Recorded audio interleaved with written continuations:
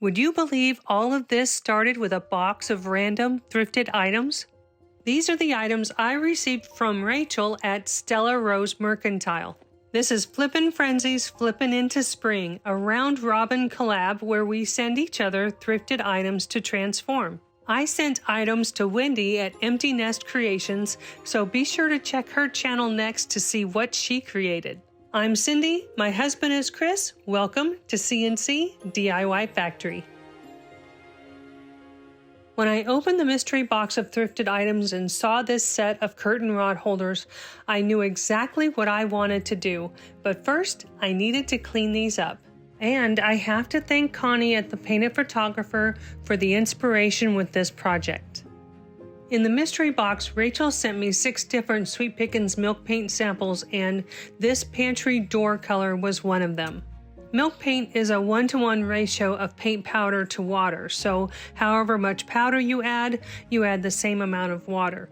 I like to use warm water and a milk frother to mix the milk paint, and once it is mixed, I'll set it aside to thicken up for about 10 minutes.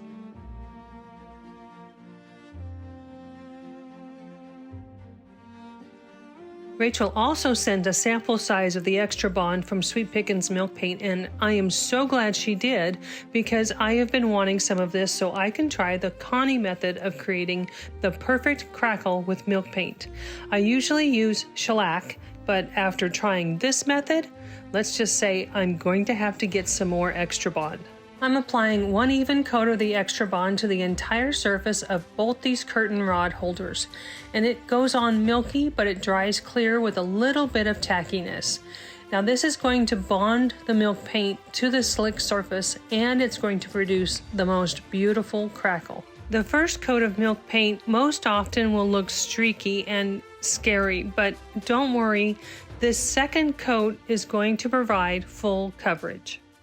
If you are new to CNC DIY Factory, Chris and I are a husband and wife team who love to upcycle thrifted finds as well as create our own DIY wood kits with our laser cutter. And we have recently started creating and offering direct-to-film transfers and t-shirts.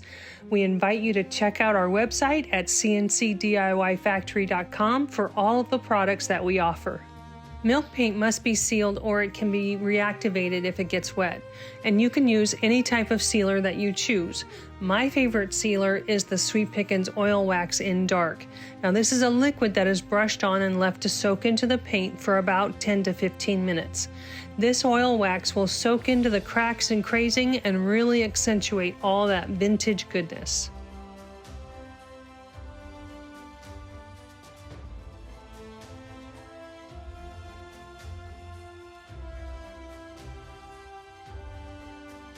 After it is soaked in, then you wipe it off with a lint-free towel.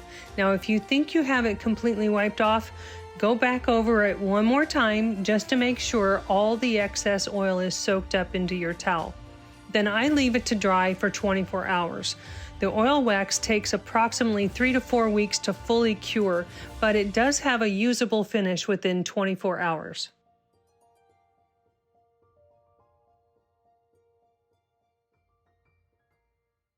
Rachel must have read my mind because I have been looking for one of these galvanized hanging planters. I still have some milk paint left over from the curtain rod holders, and when you have extra milk paint mixed up, you can't let it go to waste. The powder form has a lifetime shelf life, but once it's mixed with water, it's more or less a use it or lose it situation. So I'll use the Extra Bond again on the entire metal surface to help bond the milk paint to it, and of course to get that same gorgeous crazing effect. And I applied 2 coats of the milk paint for full coverage. For the front of the planter, I am applying 1 coat of the DIY White Swan paint sample that Rachel also sent in the mystery box. Rachel was so very generous with sending me samples along with all of these wonderful thrifted items. Sonnet's April Maker's Box just arrived, and in it was the perfect decoupage paper for the front of this planter. I am measuring out and creasing a line on the paper, then I'll cut it out to fit the front.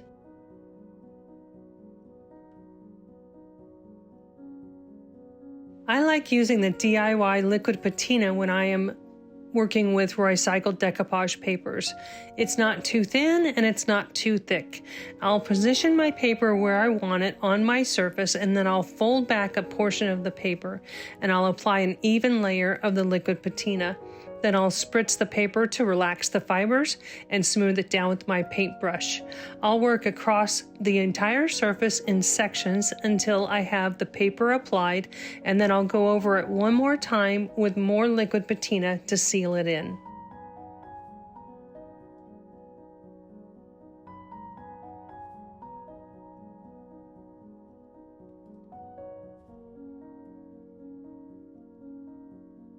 I'm using the same Sweet Pickens oil wax in dark to seal the milk paint and bring out all of that beautiful crazing.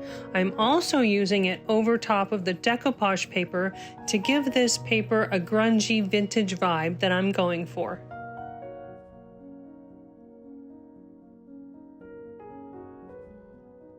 I will let this soak in for about 10 to 15 minutes. Then, using a lint-free shop towel, I will wipe off the excess oil wax.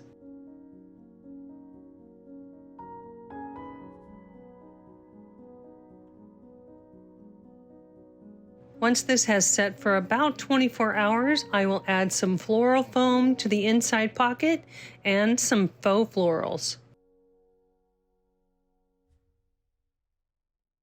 This beautiful scallop-edged glossy white plate is the perfect surface for a transfer.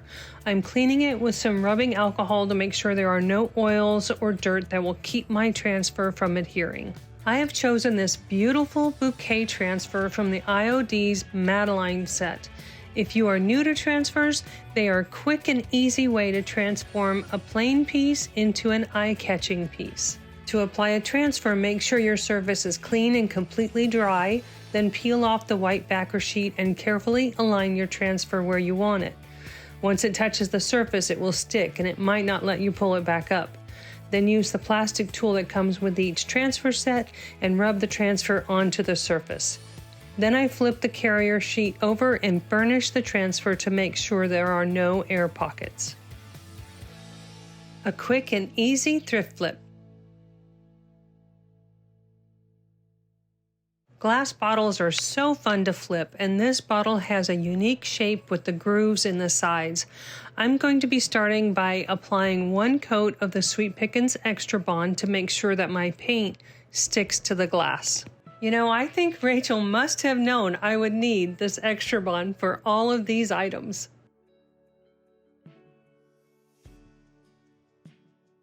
For the flat panels of the bottle, I am using the same White Swan by DIY that was in the mystery box.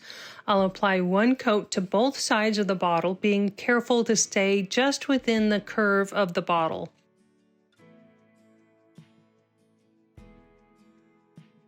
In the April Makers Box, Sonnet included 5 digital press papers. Now, I used 4 of them in the Makers Box video. If you missed that video, I highly encourage you to go check it out. Now, this is the 5th paper in that set, and I will use part of it for both sides of this bottle. I'll trace around the shape of the flat panel and cut out both pieces to fit. I printed these digital press papers on rice paper with my laser printer, and when I'm working with rice paper or a heavier weight paper, I like to use the Fusion Decoupage and Transfer Gel as my decoupage medium. I find the thicker gel grabs hold of the paper and adheres it securely to the surface. I'll apply it the same way I do when I'm decoupaging with the liquid patina. I'll turn down one side and apply an even layer, then I'll smooth the paper down with my paintbrush and work across the surface. For the rest of the bottle, I'm going to use some salt wash and mix it into the Farm Fresh DIY paint that was also in the mystery box. Salt wash is a texture additive that when mixed with paint, it creates a rough texture, almost like concrete. You don't need to add very much to your paint, just enough to create a brownie batter-like consistency. Then I will use a well-loved chip brush and pounce the paint onto the bottle to create peaks and valleys that is similar to rough cement. I have flipped other bottles using the salt wash and DIY paint mixture without the extra bond, so that may not have been needed to help adhere this to the glass, but at least now I know after 2 coats of this mixture, the paint is not coming off.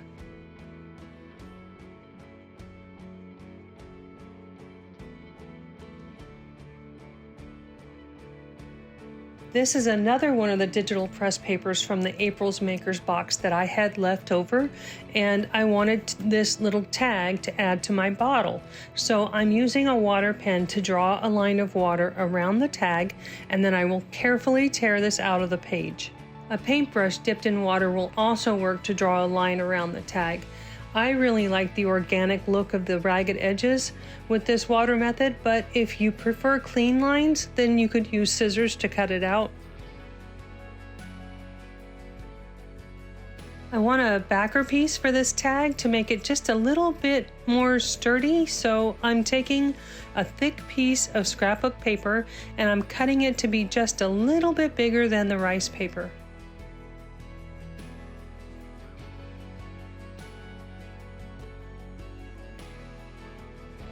Then I'll use the same decoupage and transfer gel and adhere the rice paper to the scrapbook paper.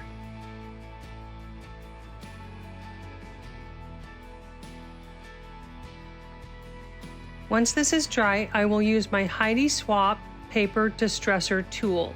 Now this is old school scrapbooking tool, and I will go around all of the edges to roughen up the heavy scrapbook paper to give it that distressed look. Let me tell you, I am bringing out all the classics here for you because next I will use my Crocodile tool from my scrapbooking days, and I will punch a hole in the top of the tag so I can add some jute twine as a hanger. Now the tag needs a little more grunge, so I will use the Tim Holtz Distress ink in tea dye, and I'll go around the edges, and then I'll also use the Distress ink in Vintage Photo just to add some depth to the distressing. Once I'm done with this tag, the salt wash mixture on the bottle should be dry and ready to be sealed in. I'm using the DIY clear wax over the entire bottle, and then I will follow it up with the Howard's Chalk Teak wax in dark. And I'm just going to go around the parts of the bottle to give the vintage distressed look, and I'll wipe off the excess wax in some places and then I'll leave it heavier in others.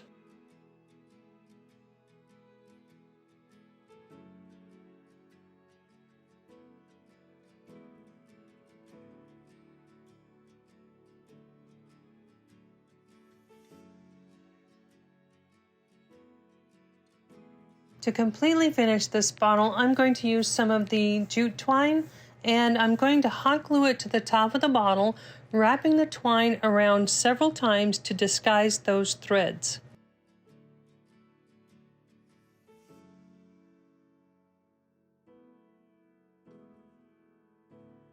Then I'll add the finished tag, and this bottle is flipped.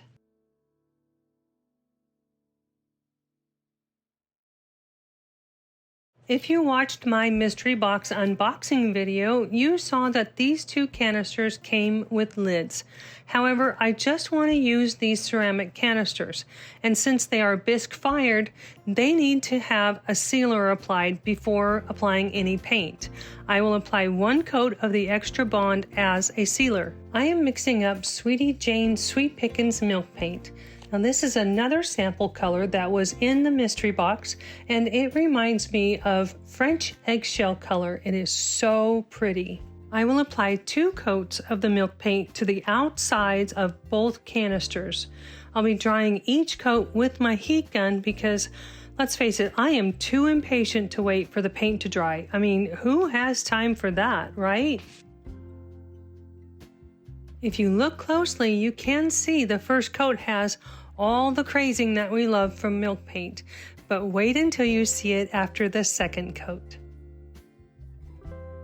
Once both coats are dry, I will use my 220 grit sanding sponge, and I'll lightly sand both canisters. I want to add some transfers to the front of these canisters, so I pulled out the Emily Claire transfer book from IOD, and I found a couple of transfers that will pair perfectly with this Sweetie Jane color. Now you can add transfers directly to milk paint. Just be sure to wipe off all of the sanding dust before applying the transfer.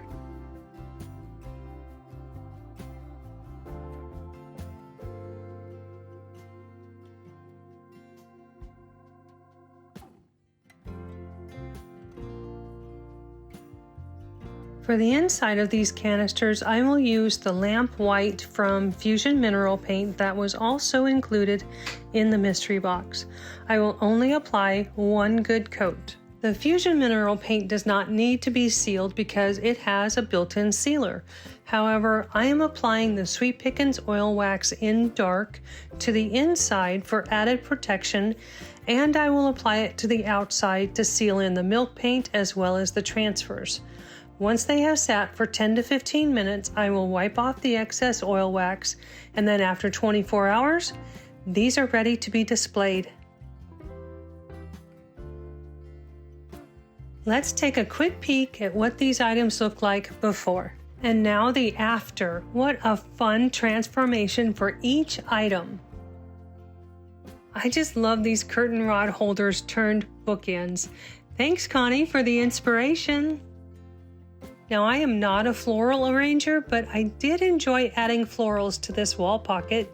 Let me know what type of florals you would add to this. How sweet is this plate? It is perfect for a gallery wall or a bookshelf. This upcycled glass bottle is perfect for propagating plants or to hold that special bouquet from a loved one. These canisters turned out so good, you could display faux florals or use them to display your thrifted finds. You didn't think I forgot about the brass planter, did you? I created a floral arrangement and added a faux butterfly. Let me know in the comments which Flippin Frenzy project was your favorite today. I had so much fun creating these Flippin' projects, and I gotta tell you, I was completely spoiled by Rachel at Stella Rose Mercantile. Go see what I sent to Wendy at Empty Nest Creations and see what she created with them. Please be sure to check out the link to watch all of the creatives in Sonnet's membership group who joined in on the Flippin' Frenzy Flippin' into Spring collaboration, and tell them CNC sent you. And if you haven't already, don't forget to hit that subscribe button and hype this video. Then join me for more DIYs, vintage-inspired projects, and creative ideas right here on our channel.